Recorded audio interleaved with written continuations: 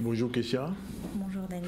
Merci d'être avec nous à 12h34. Nous sommes aujourd'hui mardi 7 novembre et c'est le jour où on va parler aujourd'hui d'essence avec un représentant de l'UTPP UGTG, M. Luc Rubens. Bonjour. Bien, bonjour. Plus tard, on va recevoir Guy Kinok, c'est le porte-parole des Verts sur le 20e anniversaire de cette organisation. Ensuite, Françoise Rosamond, la chronique Amazon Caraïbes. Et un peu plus tard, Emeline Ademar pour la chronique ABC Entreprise. Et puis, on va recevoir une écrivaine, Marianne Noël, qui a sorti cet ouvrage, Voyage en modestie. Voilà un petit peu ce qui fera le sommaire de cette émission. Demain, c'est le jour des chroniqueuses du mercredi. Véronique Martine, qu'on salue déjà, Radio Cambérette. Mais en attendant, on revient avec Keïssa pour les titres du journal. Oui, voyons les titres qui font l'actualité aujourd'hui.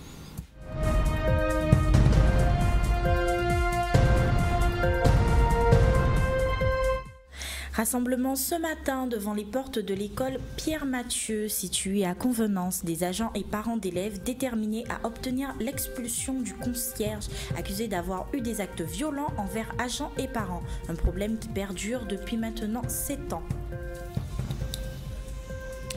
Et puis nous irons à Pointe-à-Pitre où a eu lieu aujourd'hui un séminaire à l'hôtel consulaire, une conférence qui a été organisée par le président de la CCIG, Patrick Vial-Collet. C'était l'occasion pour chaque ultramarin de prendre la parole et de s'exprimer sur ce que tous peuvent faire ensemble pour notre territoire. Et nous finirons avec la 4e édition des trophées des entrepreneurs afro-créoles qui a été organisée aujourd'hui par l'Union nationale de l'outre-mer française. Une édition qui visait à promouvoir l'entrepreneuriat et montrer qu'il n'est pas d'un domaine réservé. Voilà, merci donc à Keïssa. Je vous l'ai dit, on va parler pétrole, essence aujourd'hui, puisqu'on reçoit le secrétaire général de l'UTPP UGTG, c'est Luc Rubens. Bonjour. Bonjour. Alors, les gens qui viennent là, peut-être qu'ils disent on grève qui pété encore. Alors, quelle situation a les pompistes actuellement, puisque nous savons que de temps en temps, il dit que peut-être que toute pompe qui vient automatique et les pompistes qui disparaissent. Est-ce que la situation a réglé pour ce niveau-là ça? Alors effectivement, des années passées, il y a parlé des bêtes pompes automatiques, mais compte tenu qu'il y a un syndicat fort en ce secteur-là, qui est le TBP-GTG, qui est planté, et qui, bien évidemment, fait tout bien entrer dans l'ordre, puisque nous menons des actions sur le terrain de manière à ce qu'elle fait bien évidemment collaboration à les représentants des gérants, nous menons combat, et à ce titre, tout bien entrer dans l'ordre. Donc pour le moment, il n'est plus question de parler des pompes automatiques. C'est à peu près 1000 emplois dans ce secteur-là, ça? Oui, 1000 emplois qui régit dans le secteur pétrolier là. Donc c'est père et mère de famille qui est présent, qui effectivement nous structurer profession là, puisque c'est une profession qui est à la débandade. Donc nous mettons... Là, on dit à la débandade, ça veut dire que... Je vais payer mon accord de banza, puisque nous travaillons avec Mika, donc c'était l'anarchie totale. Donc nous recadrer les choses, il y avait bien évidemment une convention collective que nous mettons en place, et nous faisons en sorte que ça devienne une véritable profession. Et là, on est un salarié qui a gagné VIP en entreprise là, et aussi qui a effectivement les équipements adéquats de manière à ce qu'il puisse travailler convenablement. Alors, pourquoi dit j'ai structuré ce secteur-là, ça, mais en même temps, on a une pompe automatique à développer quand même en pays là. Alors, ni pompe automatique, soit, mais pas ni 100% pompe automatique, puisque... non, mais on dit qu'à développer, qui veut dire petit à petit... Non, pas ni qu'à développer. C'est-à-dire que certains gérants ont fait le choix, bien évidemment, en concertation avec nous, de mettre en place un pompe automatique. Les stations ont fermé de manière à ce que les gens qui disent en chimère, qui circulent, elle fait essence ou essence, puisque on peut trouver dans situation où demain, payer une station 24 heures encore, puisque ça va coûter cher pour les gérants. Donc, ils préfèrent mettre un pompe automatique en place. Pour le soir. Pour le soir, tout à fait. Mais est-ce que vous pouvez tenter de mettre aussi pour la journée, petit à petit? Non, parce qu'on est le personnel en place. À la place et que nous travaillons au grain de manière à ce que ça soit pas fait. Parce que vous savez, enfin bon, on va pas apprendre à voyer, en France, c'est comme ça qu'il commençait. Il commençait le soir et puis petit à petit, au boué, c'est pompistes là dehors. Oui, différent ça en France, c'est qu'il n'y a pas de syndicat dans le secteur. Pas de GTG en France. Mais non, pas de syndicat comme le GTG en France. Donc là, on a un syndicat fort, on dit, qui est présent et qui a veillé au grain à tout ça qui a fait et tout ça qui néfaste effectivement un secteur là. Nous pouvons effectivement faire un devoir à nous pour effectivement éradiquer problème-là, ça. Alors, l'autre problème là qui n'y, parce que les gens Guadeloupe qui regardé, on représentant l'UTP, GTG qui est là, pas seulement pour savoir ce qu'est une essence, mais aussi à ce prix-là. Alors, bien sûr, ça n'a pas d'autres qu'à décider, hein, c'est ça. Mais enfin, les gens qui voient, qui a monté, qui a descendu, qui a monté, qui a descendu. Qui, en tant que pompiste, ils ont vu ça? Alors, c'est un butin qui nous même pas à comprendre, hein, puisque avant, au TENI, l'Observatoire des prix, où les syndicats étaient réunis, ainsi que le préfet, et représentant la Sarah Jodla, ils ont fait disparaître le syndicat. Pour quelle raison, nous ne savons pas. Et nous avons trouvé nous Jodla qui a ni des prix de carburant qui ont monté et descendu, tout en tenant compte que décret le 13 décembre 2013-2014 réformer le prix du carburant en Guadeloupe. Jodla, c'est l'anarchie totale, c'est un escroquerie encore une fois, puisque le prix à carburant a augmenté de plus de 9 à 8 centimes jeudi là, et pourtant on y a un baril qui est à $57. D'accord. C'est ça, ne pas comprendre là. Allez comprendre pour quelle raison. L'air comme écho, que c'est dû au fait de reconstruire Saint-Martin, nous fait effectivement, c'est quoi qu'il y a un don de tels moyens que nous TP, en Guadeloupe, pour voyer Nous voyons un conteneur d'abord. Oui, nous voyons un conteneur. Nous budgété, il m'a pas parlé de la population guadeloupéenne aussi, participer en don en Guadeloupe. Il est inadmissible de concevoir, je là, qu'il y aurait mettez main à poche guadeloupéen pour payer carburant en prix fort, pour que ça effectivement remettre Saint-Martin à des conditions meilleures.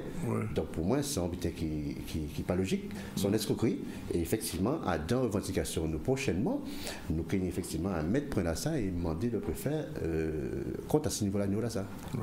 Ni ça, ni l'autre problème là aussi, c'est qu'il Martinique est censé moins cher que Guadeloupe.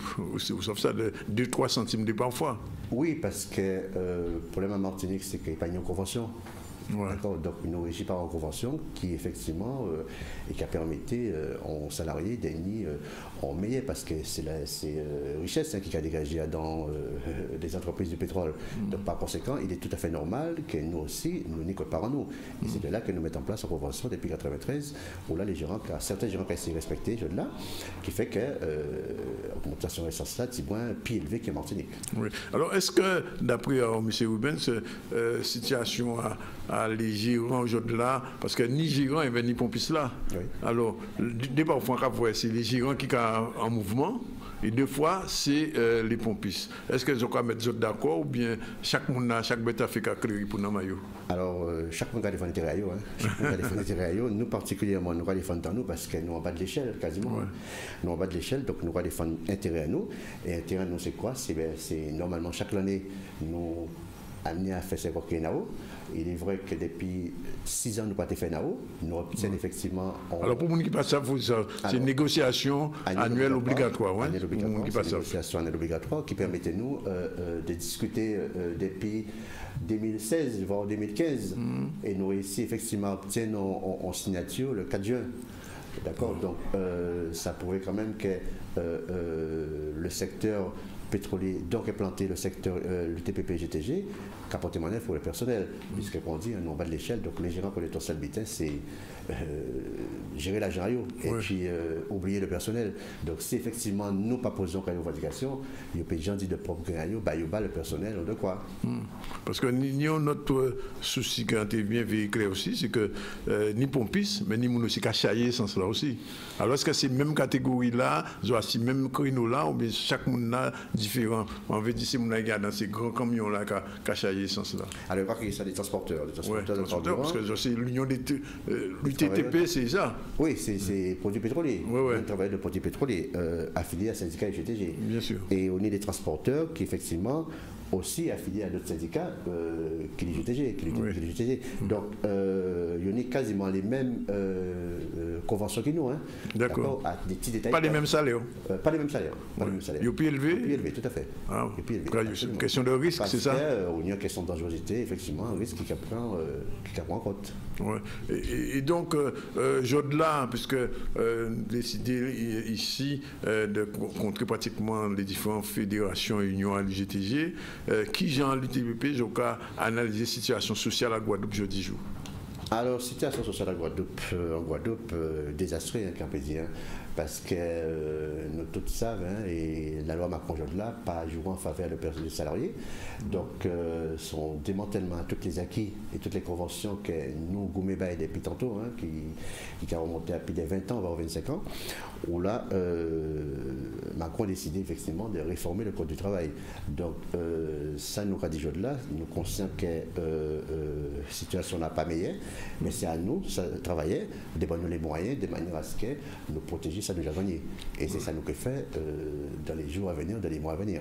Parce que c'est inadmissible et concevable, c'est vrai qu'on peut travailler dans le secteur, le patronat a gagné taille, et en finalité, le personnel n'a pas gagné taille.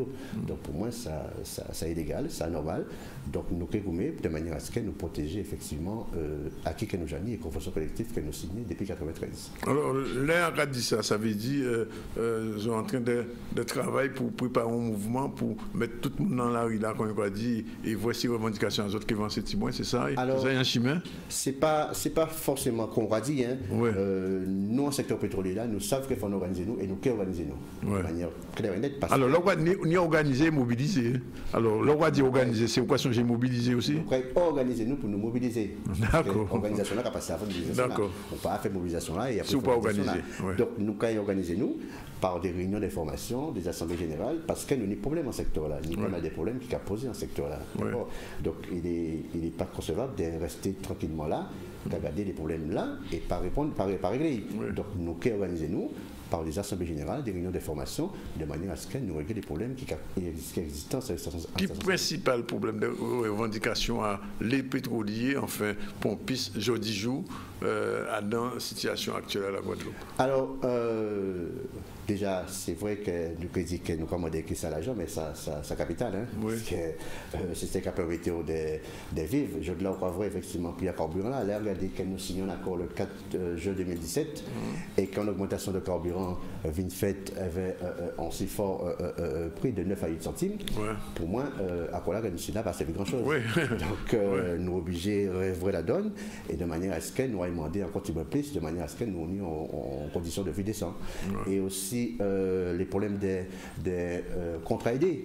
Oui. Puisque nous avons une convention où là, on a des catégories de personnel qui y a là. On a personnel permanent et personnel remplaçant.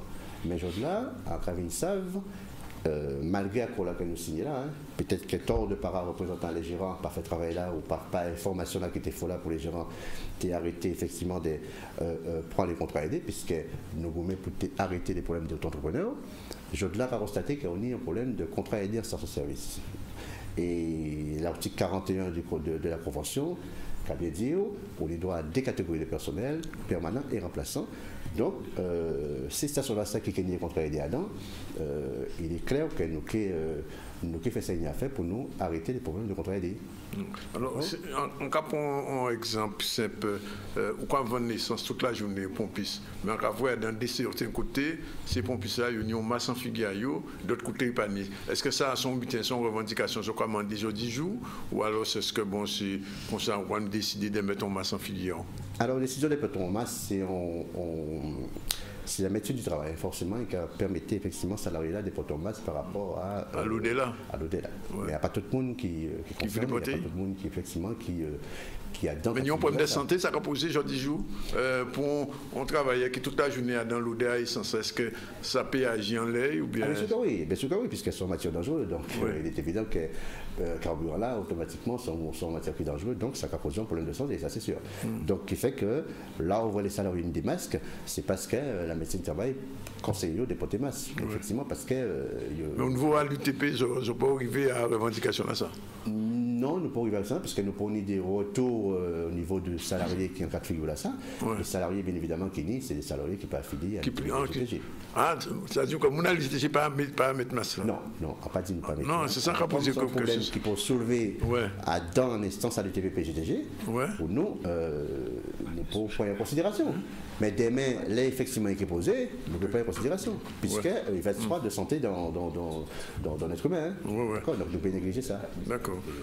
Donc, Zoja a commencé, pour vous venir à ça, là, Zoja a commencé à organiser pour mobiliser. Oui, bien sûr que oui, puisque, qu'on dit, on y la loi Macron qui paraît en faveur de nous, on y les conditions de travail en station-service qui pas respectées, on y des accords, bien évidemment, aussi qui pas respectés. Donc, c'est une série de problèmes que nous, quand même, été citables à dans l'Assemblée générale que nous connaissons prochainement, de manière à ce que nous discuter, échanger, pêcher et arrêtons décision et opposition. Alors, moi, je pose une question là, Guadeloupe et Kagadeo, là, actuellement, là, qu'a posé. Est-ce que ça veut dire dans les jours, les semaines qui viennent, que risquer de panier sans ça dans la station, c'est-à-dire blocage comme ça de l'habitude? Alors, ça peut arriver effectivement que ni certaines stations qui ont des problèmes. Ah bon? D'accord. Et bien évidemment, si des problèmes pas réglés dans certaines stations, on comprend bien que nous sommes obligés de jouer, c'est la solidarité. Ouais. Et ils font un gros boom. Mais ça va dépendre des volontés à chaque gérant là de régler le problème entreprise. Et les négociations commençaient déjà avec les gérants? Les négociations commençaient avec un certain gérant, mais capoté. Ça a capoté? Oui, pas grand-chose. Ouais. Donc, à partir de semaine voire semaine prochaine, c'est sûr que y a certaines stations qui fait, mais parce que les gérants vont répondre à la demande à des salariés. Alors, l'autre côté, là, on a posé une question là, à l'envers, à présent. Parfois, on a dit c'est parce qu'il y a une trop de grève que les gérants de stations ont décidé de fermer les stations à eux. On connaît l'histoire, Texaco a été assimilé à Petit Bourg-là, exactement. Bon, ni d'autres encore. Est-ce que ça veut dire que la revendication est trop haut par rapport à ça, on gérant des stations qui a gagné? Non, vous savez, on gérant des stations-service, pas décidé de faire mon station comme ça, hein, parce que gagné vient très bien dedans. Ouais. Donc, si fermé, c'est qu'il y a un problème financier qui ne peut pas répondre effectivement à assurant entreprise convenablement. Donc, il y a cédé dans notre gérant, notre nouveau repreneur. Donc, si une station fermée, c'est parce qu'on va dire, gérant là, effectivement, je ne vais pas répondre à parce qu'on connaît l'histoire à Valcanao. Oui, on va le connaître. Sur le Canet, panique quasiment à vrai, vers la station qui fait bien. Sur le Canet, son autre histoire. Son autre histoire. Donc, Jodelin, il y a un cas similaire. En station Jodelin, il a boisé plus de 450 000 litres. Mais on y. En quelle région? C'est région Grande Terre. D'accord? Mais on y des gérants en pays malfaitants qui arrivent. Il faut mettre en caisse là? Absolument. Qui va respecter effectivement l'entreprise et le personnel qu'il y a. Donc, il y a quoi prendre l'argent tous les jours là. Donc, je là, station en difficulté.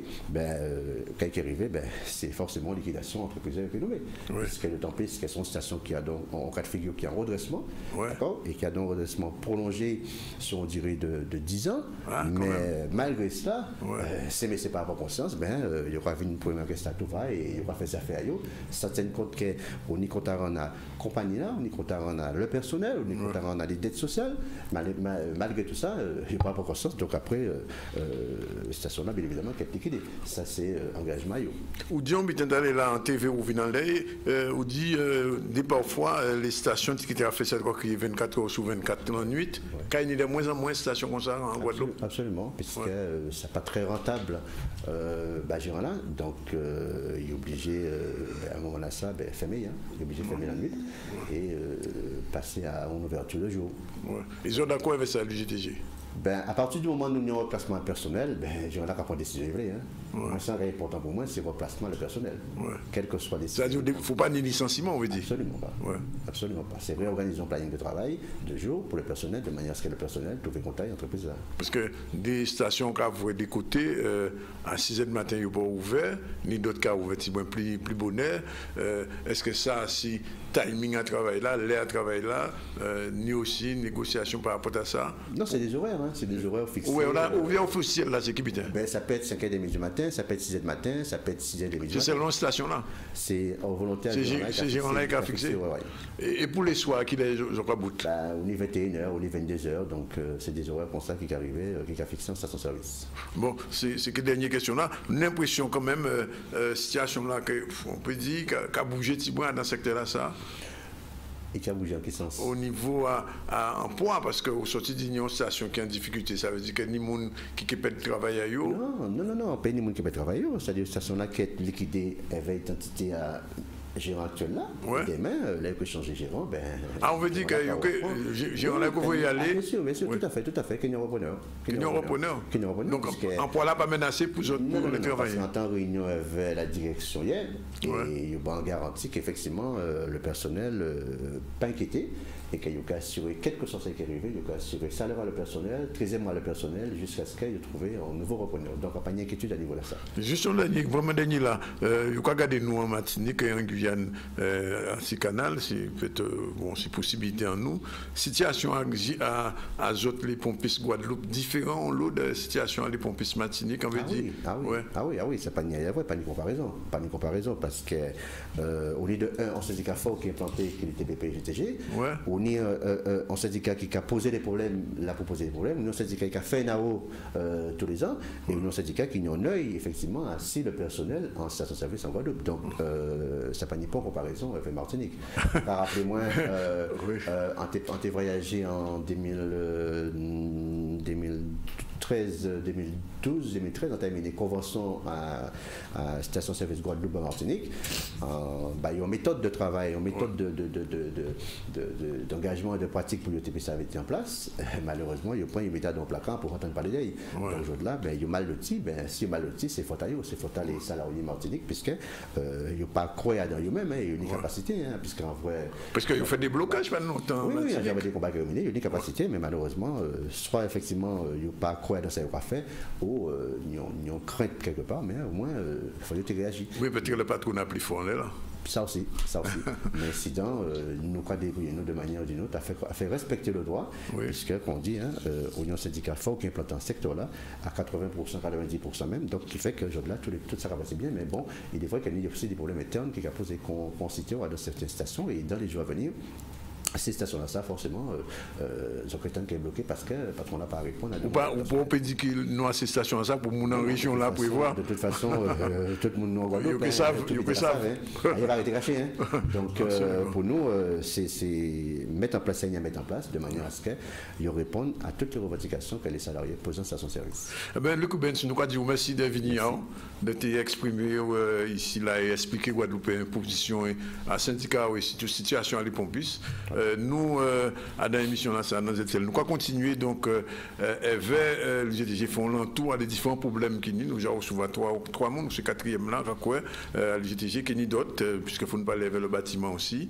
Pourquoi il est là, il y a exactement 12h56, qui est presque inédit. Nous croyons qu'on pose publicité avant nous continuer nouvelle en nous avec ça qui est développé. Alors qu'on est là, on petit pause. Restez avec nous, nous assis RHT, Radio Attention, nous aussi assis C10 FM, c'est 103 FM là, ensemble, nous allons écouter, nous allons regarder.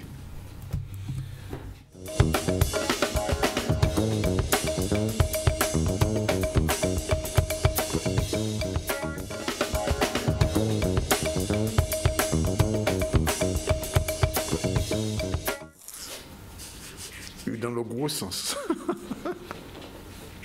Voilà, il est 13h02 dans le ZCL. On reprend donc le fil de l'actualité. Je vous rappelle que vous êtes en direct de RHT, Radio Haute Tension, et de C10 FM sur la 103 et que nous sommes avec notre ami qui va tout à l'heure développer les titres. Mais avant, je vais saluer M. Guy Kinox. Bonjour. Bonjour. On va parler tout à l'heure du 20e anniversaire de Caraïbes Écologie l'hiver. Tout à fait. Voilà, Keïssa, les titres tout de suite. Rassemblement ce matin devant les portes de l'école Pierre-Mathieu, située à Convenance. Des agents et parents d'élèves déterminés à obtenir l'expulsion du concierge accusé d'avoir eu des actes violents envers agents et parents. Un problème qui perdure depuis maintenant 7 ans. Puis nous irons à Pointe-à-Pitre où a eu lieu un séminaire à l'hôtel consulaire, une conférence qui a été organisée par le président de la CCIIG, Patrick Vial-Collet. C'était l'occasion pour chaque ultramarin de prendre la parole et de s'exprimer sur ce que tous peuvent faire ensemble pour notre territoire. Et nous finirons avec la 4e édition des Trophées des entrepreneurs afro-créoles qui a été organisée aujourd'hui par l'Union de l'Outre-mer française. Une édition qui visait à promouvoir l'entrepreneuriat et montrer qu'il n'est pas d'un domaine réservé.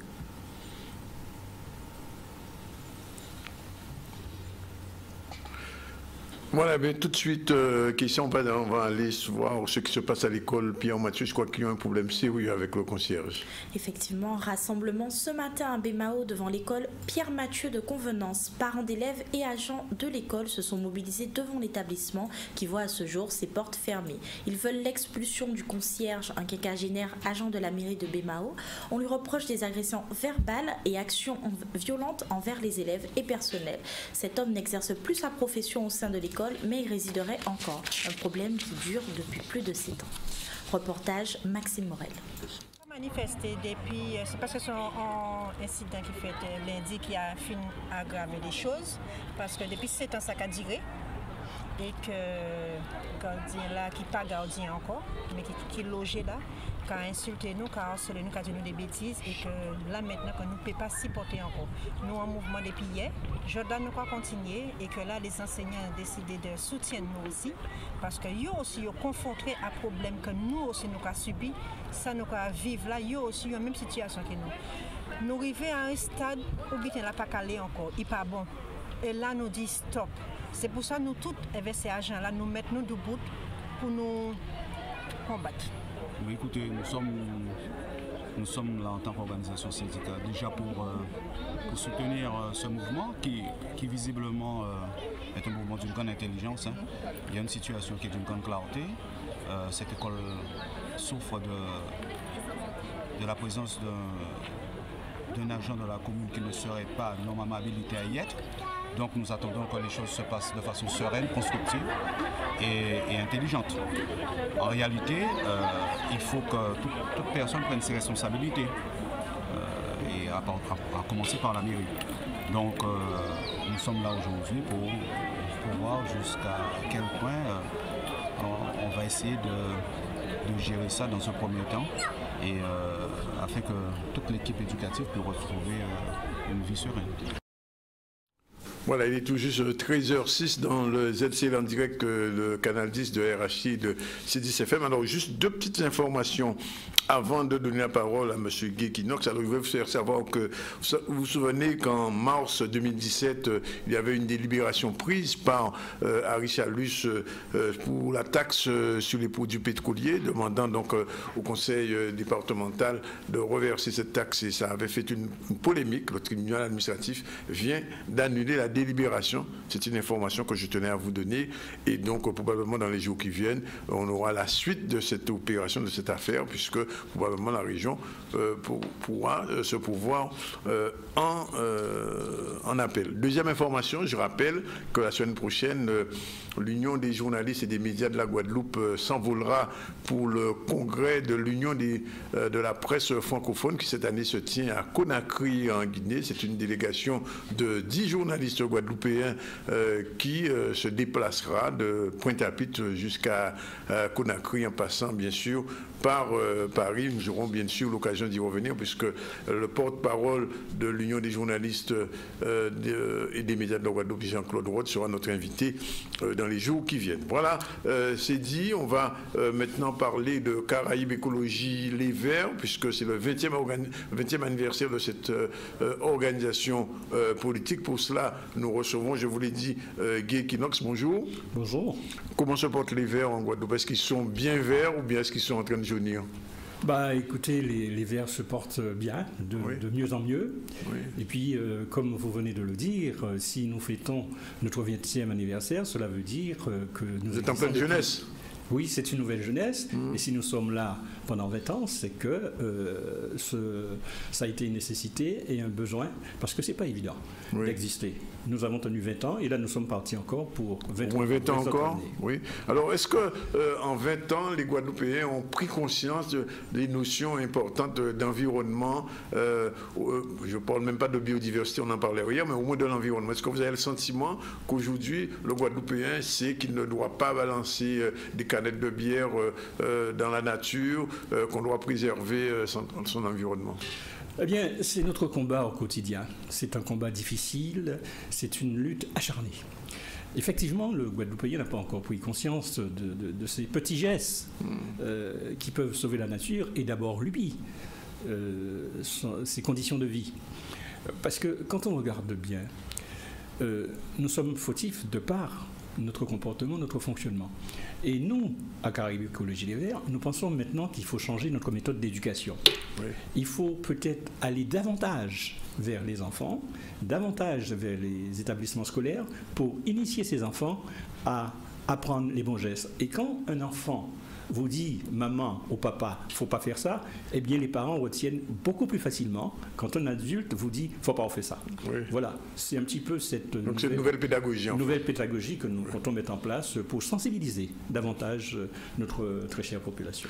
Est-ce que quand même, en 20 ans, vous sentez quand même le poids de votre organisation au niveau politique? Parce qu'il faut le dire, à plusieurs reprises, bon, on a connu l'époque du Rimel, lui était pratiquement le porte-parole, il était au-devant des problématiques de Caraïbes Écologie Les Verts. Aujourd'hui, il a choisi une autre voie. Est-ce que politiquement, votre organisation politique commence à peser, à prendre racine? C'est bien le cas pour des Verts, prendre racine. Ben, vous ne croyez pas si bien dire. Pourquoi? Parce que dans les différents combats que nous avons eu à mener, ça fait date. Notamment celui que nous avons mené aux côtés des Marais Galantais pour cette usine Bagasse Charbon. Oui. Bon, il y a eu également ce duo combat mené par un avocat émérite, Harry Durimel, pour cette histoire d'épandage, et où le préfet avait sorti un arrêté autorisant l'empoisonnement des bananes en Guadeloupe. Oui. Et cette décision avait été soutenue par le ministre de l'époque, Victorin Lurel. Oui. Eh bien, Caraïbes Écologie Les Verts a obligé tout ce beau monde à revenir sur cette décision. Et puis aujourd'hui, on constate quoi? Eh bien, l'économie bananière n'est pas plus en difficulté que ce qu'on avait annoncé, et puis nous nous portons beaucoup mieux, et puis nous ne sommes pas empoisonnés plus que ce qu'on devait l'être par rapport à cette décision d'épandage.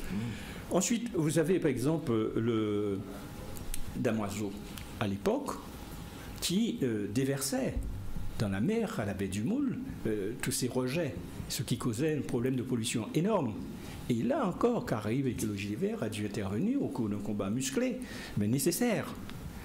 Et ce qui a permis à cette entreprise de récupérer des subventions pour améliorer la qualité de sa production avec de nouvelles machines. Donc, vous ne croyez pas si bien dire quand vous dites que Caraïbes Écologie Les Verts existe et sa présence dans le paysage politique guadeloupéen pèse davantage. Et puis, vous me permettez aussi de dire également que Caraïbes Écologie Les Verts, avec sa nouvelle méthodologie, sa nouvelle dimension, va maintenant peser beaucoup plus, puisque nous allons investir les campagnes et initier les gens à une véritable politique écologique. Parce que beaucoup pensent que l'écologie, c'est peut-être la qualité de la pelouse, c'est peut-être les mangophiles, ou etc. Non, ce n'est pas du tout ça. C'est autre chose. Nous pensons que maintenant, l'heure de l'alternance est arrivée, puisque nous avons constaté la croissance économique, c'est quoi? C'est la croissance industrielle. Nous, permettez cette expression, nous bouffons de la fumée. Oui. Alors que nous pouvons manger quelque chose d'agréable au sein de notre assiette. Et si nous voulons avoir quelque chose d'agréable dans notre assiette, il faut que nous la produisions. Et cette production, nous pouvons la faire avec une production saine, une production bio, et c'est là que réside également notre espérance de vie. Oui. Et c'est ça nous que mettons en fond à ces assiettes-là, c'est ça qui va nous la vie. Voilà. Oui. Mais ça veut dire que je dis jour, on agriculteur, je crois dit arrêtez mettre produits à dentelle là, dans ça il faut planter pour manger la timbre plus propre. Eh bien, nous pas ni à Ivoire, à laisser agriculteurs la savent. Ouais. Puisqu'on est des associations qui ont SOS Environnement et on l'a association d'agriculteurs à présent qui a dit attention, ne pas qu'à pourriter en nous encore. Parce que le consommateur commence à se reconnaître, puisqu'il devient exigeant, puisque les choses ont évolué, la communication a une autre dimension. Maintenant, les consommateurs vous interpellent sur la qualité et les conditions de votre fabrication. Alors, prenons par exemple le combat pour l'eau. Oui.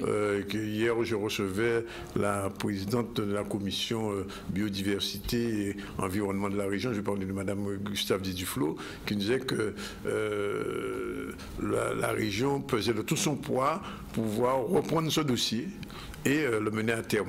Quelle est la position de Caraïbes Écologie sur l'état des réseaux d'eau en Guadeloupe aujourd'hui?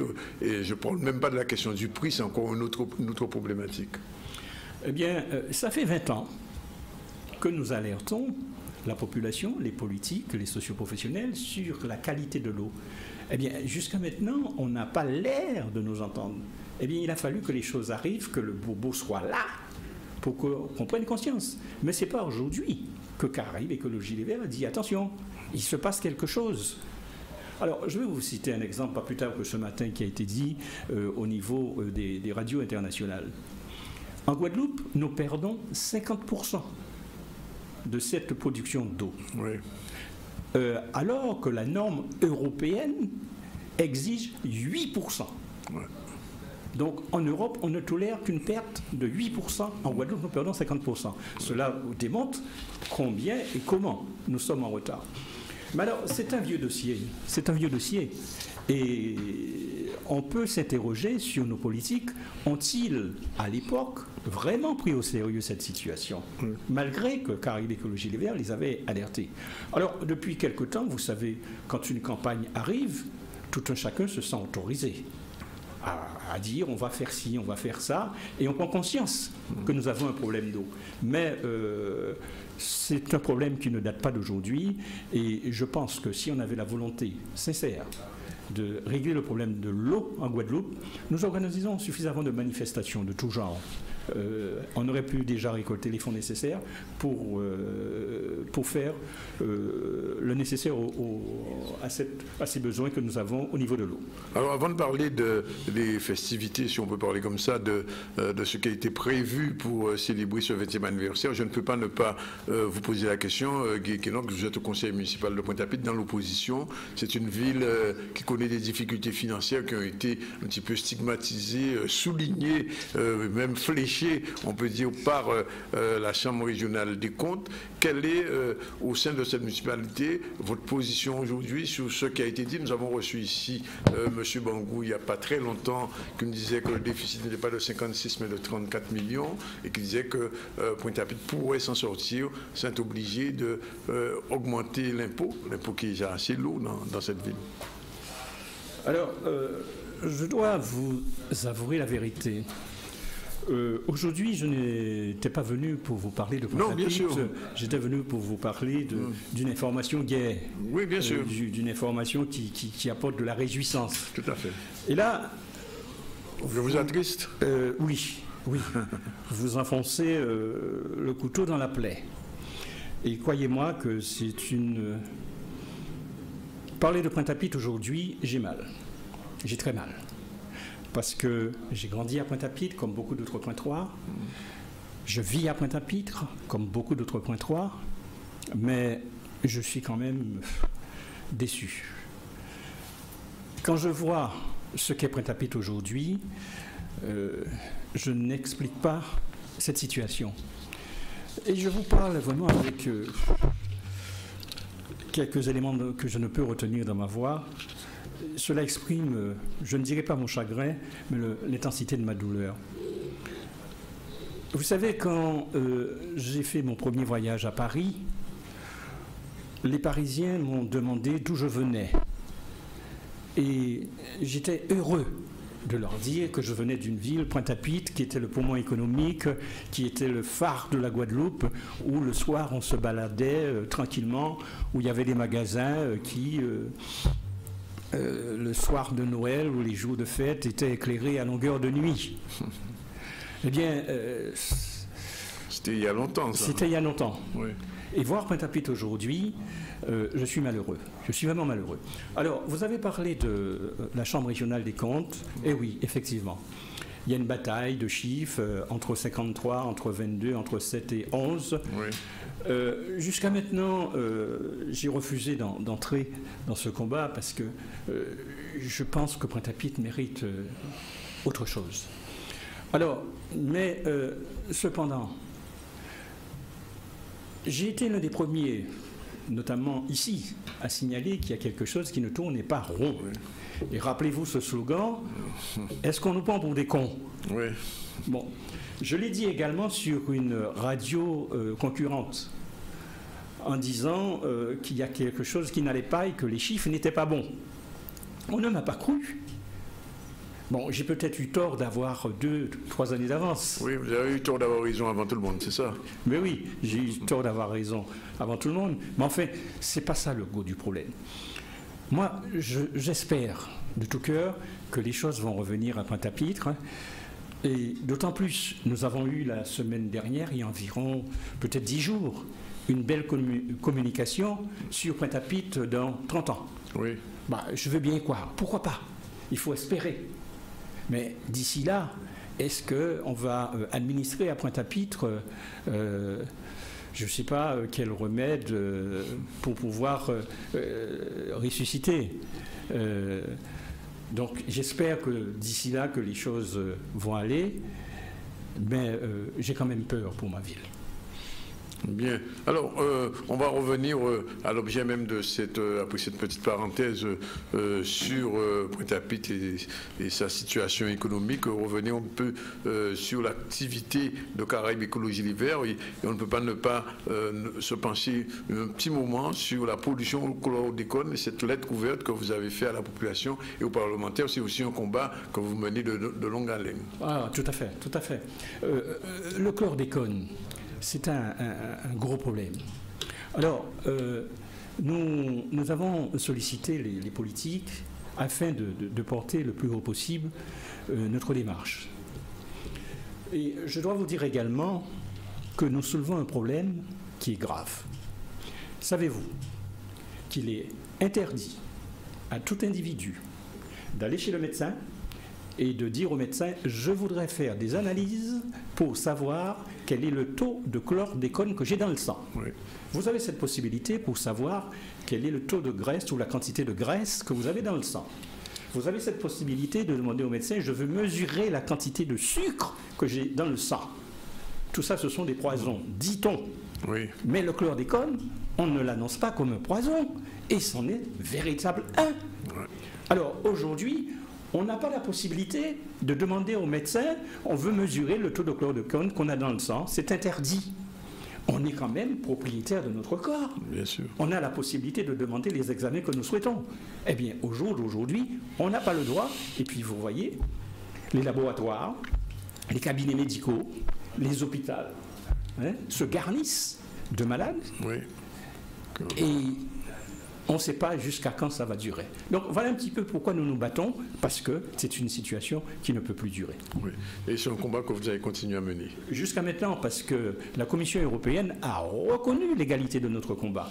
Et nous irons jusqu'au bout. Alors, venons un peu à ces festivités pour le 20e anniversaire, puisque, bon, 20 ans, ça se fête. C'est un bel âge qu'on a 20 ans. On est content de cet âge-là. On espère ne pas vieillir, surtout, rester toujours jeune. Ce n'est pas toujours le cas, puisque, malheureusement, la courbe descend. Oui. Alors, dimanche 12 novembre, oui. Caraïbes Écologie Les Verts invite l'ensemble de la population guadeloupéenne à venir partager un moment important avec nous. Et ça va se passer à l'association des jeunes de Saint-Félix, c'est-à-dire dans le local de l'association des jeunes de Saint-Félix, sur la plage, oui. Bien entendu. Alors, nous comptons animer cette soirée avec des personnalités de taille, Monsieur Freddy Luisi, qui est le président du Parc national de France et également vice-président de l'Agence nationale de la biodiversité. Nous aurons également, nous allons parler également de l'amélioration génétique des races créoles. Ça, c'est important aussi, puisqu'il faut que nous produisons local et que nous défendons notre race. Il sera également question de la problématique de la qualité de l'eau. Et ça va se faire, d'abord, l'amélioration génétique des races créoles, ça va se faire sous le concours de l'INRA. Et la problématique de la qualité de l'eau avec le SIAG qui est aujourd'hui l'ODIL. Oui. Nous allons parler également de la politique du urbanisme en Guadeloupe, et là c'est un gros problème aussi, puisqu'on construit un peu n'importe comment, n'importe où, et puis c'est justement l'année cyclone, il n'y a pas dit, on pas tout être fait comme ça, c'est comme ça, on peut être fait. Malheureusement. Eh bien, figurez-vous que maintenant nous sommes sur le point de nous poser les questions.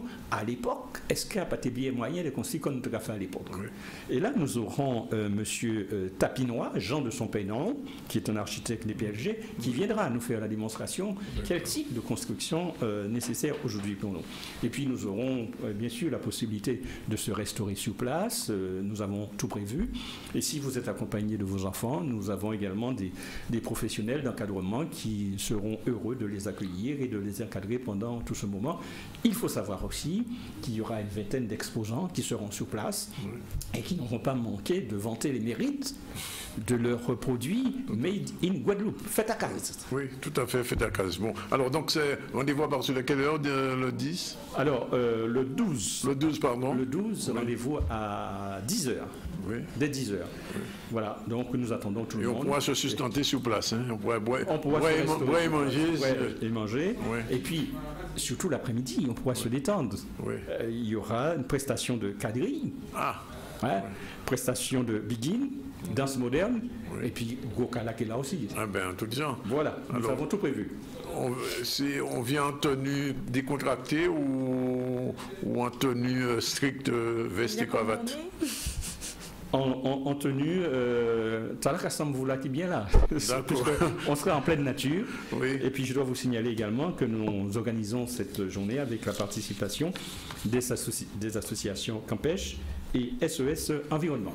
Tout à fait. Presque tout.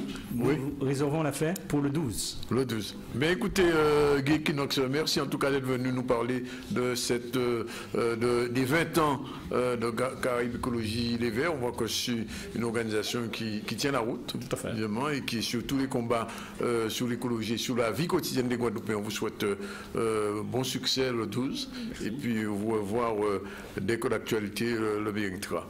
Il est 13h24 minutes, 25 minutes, Keïssa, on continue de dérouler l'information. Oui, on continue avec les assises de l'outre-mer. Aujourd'hui, il y a un séminaire à l'hôtel consulaire de Pointe-à-Pitre, une conférence organisée par le président de la CCIIG, Patrick Vialet-Collet, dans le cadre de l'accompagnement des socioprofessionnels des îles du Sud, mais aussi dans celui de la réactualisation des propositions de solutions et de la définition de nouvelles priorités. Nous rappelons que les assises sont autant d'échanges conçus pour que chaque ultramarin puisse faire entendre sa parole. Reportage Maxime Morel. Ce sont des échanges qui sont toujours d'actualité, puisque bon, ça fait un certain nombre de temps que nous travaillons sur un certain nombre de sujets et que nous ne voyons pas venir le bout du tunnel.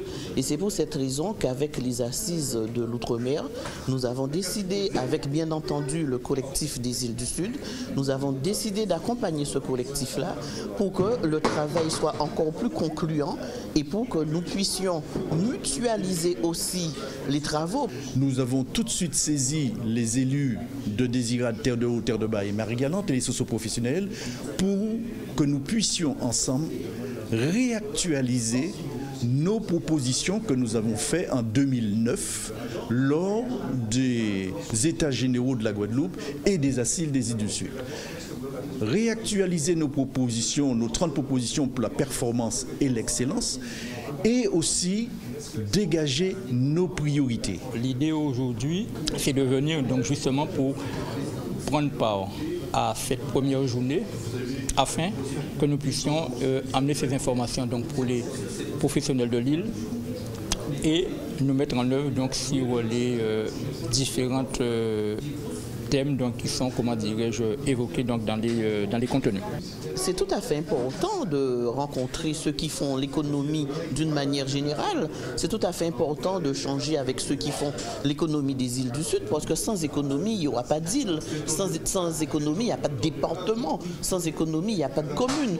Donc, c'est normal que nous soyons inquiets sur la difficulté permanente qui existe dans les entreprises.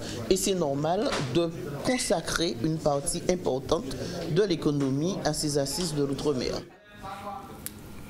Et on continue avec la 4e édition des Trophées des entrepreneurs afro-créoles. C'était aujourd'hui l'Union nationale de l'outre-mer française a organisé la 4e édition des Trophées des entrepreneurs afro-créoles à Paris. Cette cérémonie de remise des prix visait à promouvoir l'entrepreneuriat et à montrer qu'il n'est pas un domaine réservé, qu'il peut au même titre que le sport, la musique, l'administration, générer réussite et épanouissement professionnel ainsi que personnel. Une cérémonie qui visait également également à favoriser et stimuler les initiatives d'entreprise. En outre, éveiller les vocations, notamment auprès des jeunes et davantage. Écoutons Roger Anglo, président de l'UNOM, au micro de Maurice Cessé. Nous organisons les trophées des entrepreneurs afro-créoles pour donner de la visibilité à nos entrepreneurs justement qui sont très nombreux, qui rayonnent, on va dire, partout dans l'Île-de-France, mais qui n'ont pas la possibilité de se faire connaître et de faire voir ce qu'ils font pour la plupart. L'idée, c'est aussi de montrer aux jeunes générations qu'il n'y a pas que le sport et la musique qui soient porteurs de réussite, qu'ils peuvent aussi, pour peu qu'ils soient bien encadrés, qu'ils soient bien déterminés et surtout qu'ils soient bien pris en main, eh bien qu'ils peuvent aussi monter leur entreprise et devenir leur propre patron et participer à l'économie nationale. Assister dans le sens où on attend qu'une manne tombe. On se dit, nous sommes au chômage, nous touchons les allocations chômage, nous avons très peu de possibilités de nous épanouir. Eh bien non, nous leur disons qu'avec un peu d'intelligence, avec un peu de réflexion, mais surtout avec beaucoup de détermination, on peut arriver à s'en sortir. Donc ne pas sombrer dans l'assistanat, c'est en quelque part mettre au service du plus grand nombre les idées novatrices qu'on peut avoir et créer quelque chose qui peut être utile à tout un chacun. Eh bien, un combat, c'est de voir que nous avons beaucoup de chômage et nous avons beaucoup de gens, beaucoup de talents qui sont en capacité de faire des choses, mais qui manquent de moyens, qui manquent d'appui et qui manquent de soutien. Donc l'idée, c'est de leur montrer qu'il est possible d'avancer dans leur rêve, de faire aboutir ce rêve et de leur mettre à disposition les moyens, les outils conséquents, les outils nécessaires. Alors nous ne sommes pas seuls, bien évidemment. Tout au long de la soirée, on a pu entendre des entrepreneurs s'exprimer et dire qu'au contraire, il faut, si on a de l'argent, non pas l'investir dans tout et n'importe quoi, mais le mettre cet argent à disposition des créateurs pour leur permettre d'avancer. Mon message, il est clair. Nous allons lancer la prochaine édition de ces trophées des entrepreneurs afro-créoles en 2018. Aujourd'hui, nous avons eu des gens qui nous disent que faire cette manifestation le lundi, ça n'est peut-être pas la bonne solution parce qu'il y en a qui voudraient bien participer, mais compte tenu de ce qu'ils travaillent le mardi, ils ne peuvent pas venir le lundi. Nous envisageons donc de faire cette organisation le samedi. Donc, nous demandons que les gens nous soutiennent et soient le plus nombreux possible à faire monter cet événement. Et voilà, il est 13h31, on se rejoint après une courte page de pub.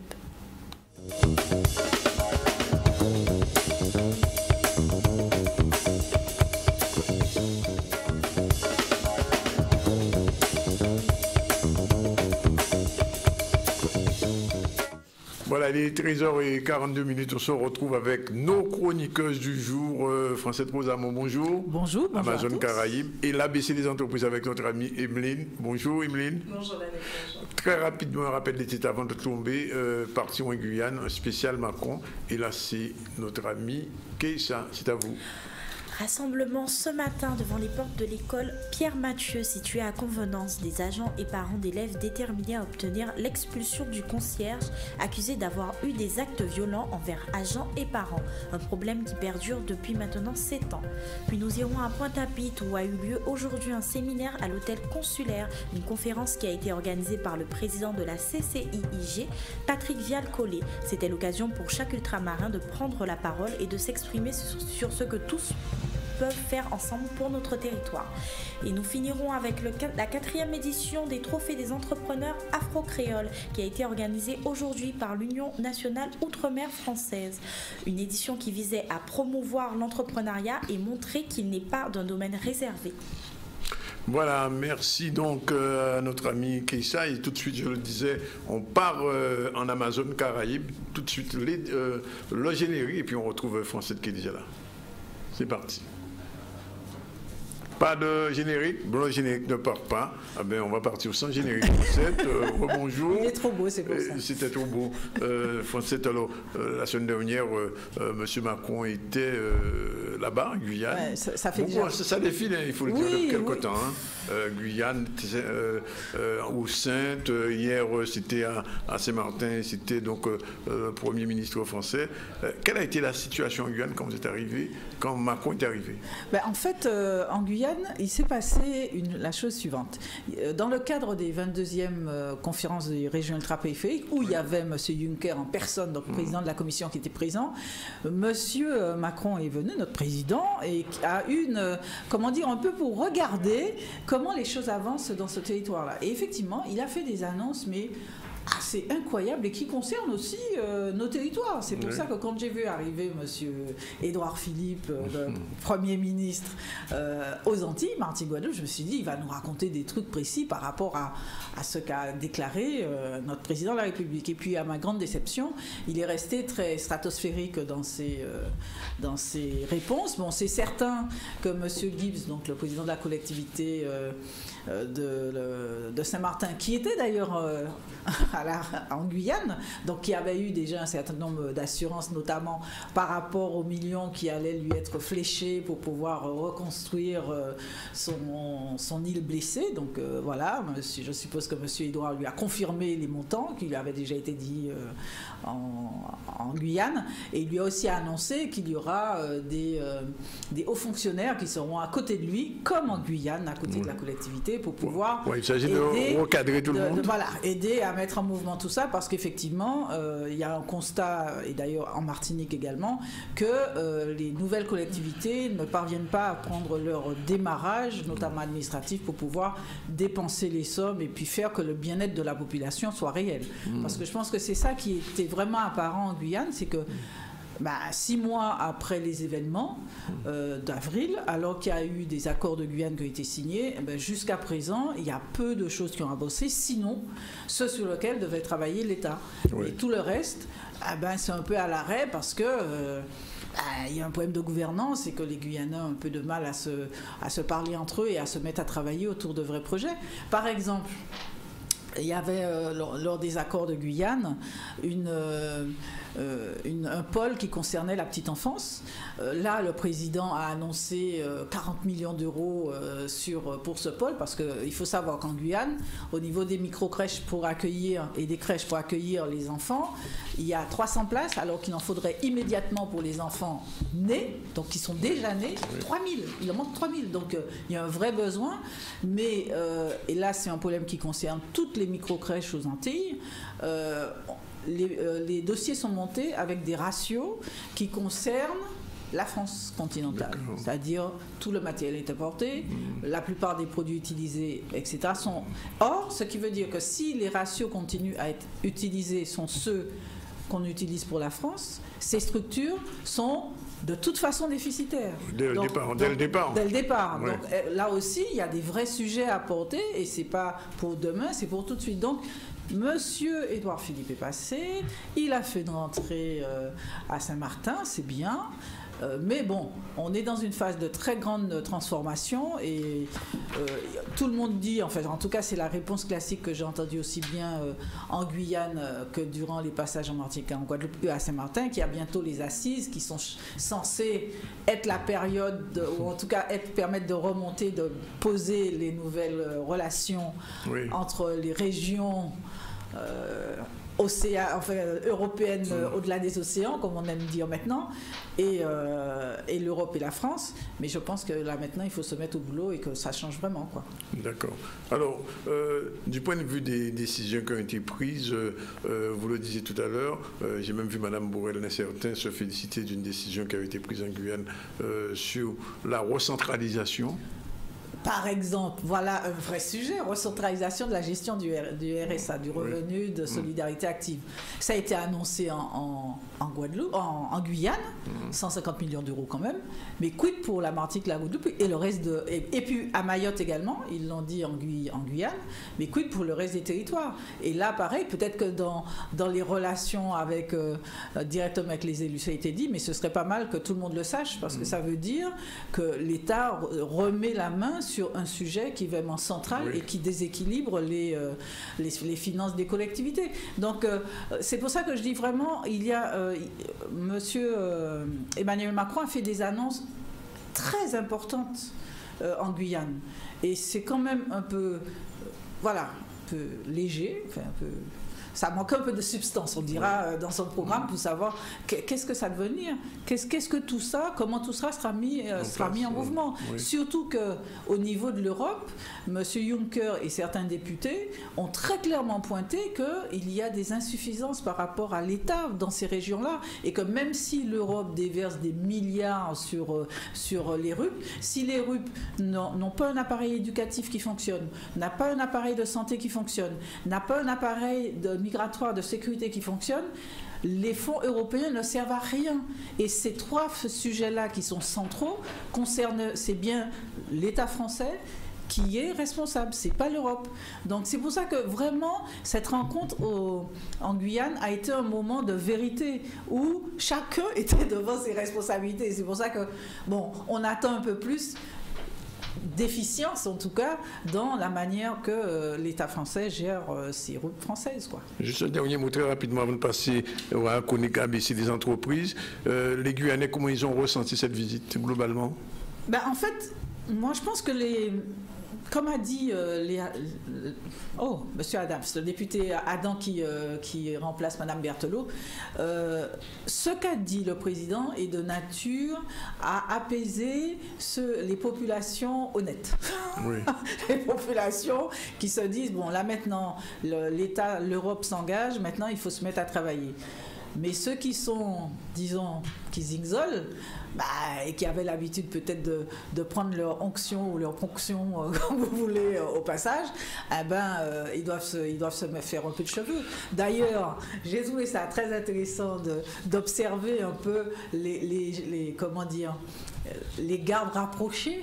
Une fois que les discours sont terminés, on voit bien qu'il y a une nouvelle garde qui est tout près du président et que les anciens n'en font pas partie. On ne va pas quitter Macron puisqu'on va passer d'une chronique Amazon Caraïbes à une chronique ABC des entreprises. Mais Emile a choisi un sujet qui intéresse tout le monde, c'est les mesures de réforme de la loi du travail qui est qui tombe tout à fait à pic puisque on est toujours dans on va le dire, dans la perspective du macronisme nouveau. Alors, qu'est-ce qu'on va retenir de cela? Nous nous retrouvons aujourd'hui autour d'une question qui a fait beaucoup de bruit ces derniers temps. Oui, tout à fait, Danick. Bonjour, chers téléspectateurs. Donc, j'ai choisi d'aborder aujourd'hui 4 points principaux par rapport aux mesures qui ont été été modifiées concernant cette loi de travail, à savoir des mesures qui concernent plus notre tissu économique, à savoir le tissu guadeloupéen. Il faut savoir que l'une des mesures principales qui a bougé, entre autres, c'est concernant le montant de l'indemnité de licenciement qui sera calculé. Ouais. Donc il faut savoir, est-ce que c'est une bonne nouvelle ou pas? Ça dépend de qui. Les syndicats ne l'avalent pas. Non, mais du côté des employeurs, c'est pas une bonne nouvelle. Oui. Du côté du salarié, c'est une meilleure nouvelle, puisqu'en fait, le calcul de l'indemnité deviendra plus avantageuse pour eux. Oui. À savoir que à partir des licenciements, pour les licenciements qui seront prononcés après le 24 septembre 2017, les conditions d'ancienneté pour pouvoir bénéficier de cette indemnité ne sera plus de 12 mois, mais de 8 mois désormais. Oui. Et les modalités de calcul prévoient justement une augmentation du montant de l'indemnité par rapport au calcul précédent. Donc maintenant, on va assister à un calcul sur la base d'un quart du mois de salaire par année d'ancienneté jusqu'à 10 ans. Donc en fait, c'est un calcul qui est un peu particulier, qui est spécifique. En général, ce sont plus les calculs. C'était un mois de salaire autrefois. C'était un mois de salaire, je crois. Non, c'était un cinquième de tête. J'ai peur de dire une bêtise, mais c'était un cinquième et un cinquième jusqu'à 10 ans. Et c'était 2/15e au-delà de la 12e année. Alors que maintenant, ce sera un tiers justement au-delà des 10 ans. Donc c'est vrai que lorsqu'on fait le total, c'est plus intéressant. Et ça aura forcément aussi un impact sur le montant de l'indemnité de retraite et de la rupture conventionnelle également lorsqu'elle est négociée entre l'employeur et le salarié. Alors on entend souvent dire que quand ça ne va pas avec son patron, son employeur, on va au prud'homme. Est-ce que ça veut dire qu'on peut être indemnisé gracieusement? C'est la question qui se pose. Alors c'est vrai que souvent on intentait des actions, du moins certains salariés intentent des actions au prud'homme pour pouvoir bénéficier de certaines indemnités, sauf que avec la loi travail, pour le coup, il y a des plafonds qui ont été instaurés, qui sont instaurés, et du coup, en fonction de l'ancienneté et en fonction l'allègement également du barème prud'homal qui a été mis en place. Désormais, l'indemnité en cas de requalification en licenciement sans cause réelle et sérieuse sera plafonnée à 20 mois de salaire. Alors qu'avant, effectivement, les indemnités pouvaient être plus importantes, mais désormais, ça sera limité. Alors, autre chose, c'est la question du télétravail. Il y a des choses qui changeraient pour le télétravail, mais alors, peut-être nos téléspectateurs ne savent pas ce que c'est que le télétravail. C'est pas travailler devant la télé. Non, pas du tout, Danick. Ça aurait été très bien, je pense. Oui. Ou alors, c'est la possibilité, effectivement, pour le salarié de travailler devant sa télé, mais l'employeur n'en saura rien. En regardant le ZCL, tout à fait. Oui. Et qu'est-ce que c'est que le télétravail? En fait, c'est la possibilité pour le salarié, suite à un accord pris avec son employeur, de pouvoir travailler à son domicile en utilisant donc les nouvelles technologies de l'information et de la communication. C'est un vaste sujet. Donc, la mise en œuvre de ce télétravail auparavant était prévue uniquement si jamais c'était prévu dans le contrat du salarié ou par avenant à ce contrat. Et désormais, en fait, il sera possible, si jamais il y a un accord collectif qui est conclu au niveau de la branche d'activité de l'entreprise, ou alors après avis du comité économique et social, enfin social et économique, excusez-moi. Donc l'employeur dans cette mesure ne pourra pas refuser, enfin, ou du moins s'il refuse la possibilité d'effectuer le télétravail, il sera contraint de motiver les raisons pour lesquelles il aura refusé. Et dans ce cas, effectivement, un salarié qui occupe un poste qui peut bénéficier du télétravail pourra en faire la demande à son employeur. On peut faire sa comptabilité en télétravail? Oui, tout à fait. Enfin, c'est-à-dire ta comptabilité, non, pas forcément, mais c'est-à-dire que... Je veux dire, le comptable peut travailler en télétravail. Oui, alors si notre accord de branche le prévoit. D'accord, et c'est pas encore le cas? Pour le moment, non, pas que je sache. Alors, en sachant que la réforme est en cours de mise en œuvre, puisqu'elle a été votée en septembre, et qu'elle sera véritablement définitive que 3 mois après la promulgation de cette loi. Alors, et donc, par contre, en l'absence d'accord ou de charte, il faudra évidemment un commun accord pour la mise en place de ce télétravail. Alors, la question qui revient souvent, ça concerne les CDD, les contrats temporaires et les contrats de chantier. Qu'en est-il exactement? Alors, la loi travail prévoit un nouveau CDI, plutôt CDD, CDI de chantier, donc qui va poser un problème, entre autres, enfin qui pose un problème déjà, puisqu'en fait c'est la possibilité pour les employeurs de conclure, lorsque l'activité le permet, un contrat ponctuel, mais qui peut prendre à la fin d'une mission. Donc pour le coup, ça crée une forme de précarité pour les salariés, qui, entre autres, va peut-être potentiellement poser des problèmes, mais sinon, en fait, les principales modifications relatives au CDD et au contrat temporaire, c'est que désormais, il y a une possibilité, encore une fois, par accord de branche, de pouvoir effectuer la modification de la durée des contrats, mais également le nombre de renouvellements, c'est-à-dire qu'avant, vous saviez, pour le CDD, le renouvellement possible, c'était de deux fois, en fait. 2 fois, oui. C'était réglementé, mais ici, c'est les accords de branche qui vont déterminer le nombre de renouvellements, donc qui peut aussi créer une forme de précarité encore plus accentuée, et ainsi que le délai de carence en cas de contrat successif, c'est-à-dire qu'entre plusieurs CDD, normalement, vous aviez un certain nombre de jours à attendre avant de pouvoir renouveler ce CDD. Il faut savoir qu'avec la loi travail, c'est les accords de branche qui pourront prévoir les dispositions qui y seront applicables.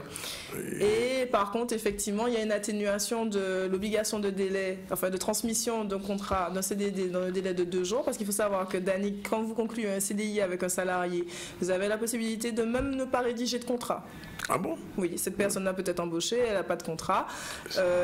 Mais alors, il n'y a pas de garantie? Elle a la garantie, justement, dès lors qu'elle est embauchée, d'être en CDI. Ah, d'accord. Oui. Par contre, dès lors que vous concluez un CDD, normalement, vous aviez l'obligation de transmettre ce contrat dans un délai de 48 heures, à compter de, même théoriquement, avant que le contrat soit en place, pour ne pas être embêté et pour ne pas risquer cette requalification en CDI. Donc, il va falloir maintenant bien connaître tous les accords de branche. Ouais, alors les accords de branche par rapport au secteur dans lequel vous exercez, dans lequel vous travaillez. Oui. Voilà. Et donc, comme j'ai parlé déjà du CDI de chantier, comme je disais, maintenant il y a un élargissement du panel où on pourra recourir à ce CDI, mais par contre, effectivement, la rupture de ce CDI devra être aussi également motivée, et elle peut intervenir à la fin du chantier ou une fois que l'opération réalisée reposera sur une cause réelle et sérieuse. Donc, on se retrouve dans 3 semaines pour parler de quoi? Dans 2 semaines, Danick. Dans 2 semaines. Donc, si tu veux, dans 3 semaines, il n'y a pas de problème. Mais non, 2 semaines. Non, je peux faire 2 semaines. J'aime bien vous revoir. Je souhaite parler de la rémunération du salarié, mais en fait c'est plus accentué. Intéressant ça. C'est plus accentué sur qu'est-ce qu'on a le droit effectivement de verser ou pas à un salarié à l'approche des fêtes de Noël, éventuellement quels sont les cadeaux. 13e mois par exemple, 13e, 14e mois même, ça va jusqu'au 14e mois. Alors tout à fait, c'est possible, c'est de ce dont on va pouvoir parler la prochaine fois qu'on se verra, entre autres d'années. Merci à notre amie Emeline. Normalement on doit recevoir une écrivaine, Marianne Noël, pour le voyage en modestie. Mais dernier sujet avec vous, peut-être Keïssa, il est 13h59 déjà. Oui, on va partir à Bémao pour un atelier de peinture samedi à Bémao de 10h à 13h. La galerie TNT Art et Contemporain, en collaboration avec l'association Majala, ont proposé un atelier création sur la direction de l'artiste Thierry Alette. Un atelier ouvert à tous à partir de 2 ans, permettant ainsi à parents et enfants de passer un moment convivial ensemble et de leur permettre également de découvrir la peinture de façon ludique. Reportage Philippe Urgon. Alors ici on est à la galerie d'art, TNT Art Contemporain, c'est une galerie qui existe depuis plusieurs années, qui est une galerie qui est gérée par l'association Frères Indépendants. Et généralement on n'a pas d'atelier, c'est un peu une chose exceptionnelle. Je ne sais pas, peut-être qu'on le refera, peut-être pas, je ne suis pas sûr. Mais l'idée c'était de réunir les enfants et les parents pour qu'ils puissent découvrir la peinture, mais de façon ludique, pas de façon rigide, avec des cours de paysages, de nature morte, de portraits, mais vraiment de la peinture en ce qu'elle a de la couleur, surtout en ce qu'elle a de sa qualité de couleur, comment elle se mélange et comment elle réagit. Et pour ça, j'ai pris comme thème, comme exemple, ce qu'ils appellent les spinning paintings, c'est-à-dire en fait ce qu'on fait, on met le support sur quelque chose qui est en rotation, comme une sorte de tourne-disque, et puis on jette de la peinture dessus pour voir ce que ça fait. Et à travers cette chose un peu ludique, on peut comprendre la couleur. Et donc c'est un atelier qui est organisé avec l'association Majala. Belle initiative dans le but aussi intéresser les jeunes, parce que bon, c'est l'intérêt de cet atelier, c'est intéresser les jeunes, et par la suite les jeunes vont intéresser les enfants, et ça va tous, c'est ça l'idée de l'atelier. Vraiment, il y a un beau vivier en Guadeloupe au niveau de l'art. Il y a déjà un bon bassin, mais il reste à développer. Hein, parce que déjà, dans notre environnement, on voit beaucoup de sculptures, on voit beaucoup de graffitis. Et je trouve en 10 ans, ça progresse en Guadeloupe au niveau de l'art. À poursuivre. C'est moi qui dis, parce qu'on n'a pas fini. Voilà, tout de suite, on va parler avec Marianne Noël qui est arrivée. Je vous l'ai dit en début de journal, on avait parlé de Voyage en modestie. C'est une série de petites nouvelles. J'ai l'impression de dire bonjour. Oui, d'abord, bonjour. On a l'impression que c'est une petite chronique du temps passé. Oui, certainement, parce que ça raconte quelques événements du temps passé. Ceux qui ont eu l'occasion de vivre à cette époque vont certainement se rappeler, parce qu'il y a des gens qui me disent en lisant, ils reviennent un petit peu au temps passé. Justement, je lisais une des chroniques, c'est peut-être la première, mais je nous donne porte-plume, il manque juste le mot sergent, parce qu'à l'époque c'était sergent-major. Je ne saurais pas trop vous dire, mais c'est vrai que ça a existé, les porte-plumes, les encriers. La jeunesse d'aujourd'hui ne connaît pas ce genre de choses. Mais c'est vrai. C'est même presque plus à la mer. Oui, ça c'est vrai. Ça, mais où est-ce que vous avez puisé votre inspiration, Madame Noël? Des choses passées, des choses que j'ai eu l'occasion, pas vraiment de vivre, les histoires. Ah bon, vous n'avez pas vécu ça, vous êtes trop jeune. Non, j'ai l'âge qu'il faut. J'aurais pu vivre ces histoires. Mais ce sont des choses qu'on a eu l'occasion de voir dans la vie. Par exemple, dans une histoire, on parle de feuilles de bananier. Oui, tout à fait. Voilà, les adultes faisaient des lits avec les feuilles de bananier. C'est quelque chose que qu'on vous a raconté. Voilà, que je tiens de ma maman. Et j'ai brodé une petite histoire autour de cela. Voilà. La marchande de glace. Oui, des choses aussi que j'ai connues. J'ai eu l'occasion de voir une voiture passer qui vendait de la glace par morceaux et qu'on mettait sous le sable. Des barres de glace, c'est ça? Voilà, des barres de glace qu'on mettait sous le sable pour pouvoir la préserver. Alors, je reviens un petit peu. Alors, ça s'appelle Voyage en modestie. Oui. Pourquoi? C'est pour rendre les gens un petit peu plus. Oui, un peu plus d'humilité pour aujourd'hui, parce que c'est vrai que J'aurais pu l'appeler nostalgie, voyage en nostalgie. Oui, j'allais vous poser la question parce qu'il y a beaucoup de nostalgie dans ce projet. Oui, c'est vrai. Mais c'est vrai que la nostalgie rappelle un peu de tristesse.